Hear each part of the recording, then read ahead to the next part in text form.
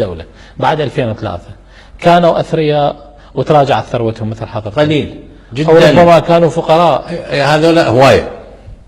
بعضهم أصدقائك طبعا آلاف صاروا قسم ناس يعني كانوا بالسلك الشرطة أو الجيش، نواب ضباط، صار عندهم الآن ملكية تزيد على $1 مليار.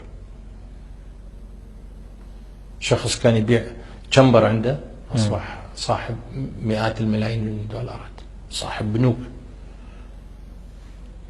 كلها هذه من جلد الشعب العراقي، من أمواله، من حقوقه. هاي المبالغ اللي أحكي لك عليها 551 مليار، هذه راحت هباء منثورا ولا يمكن أن تعود.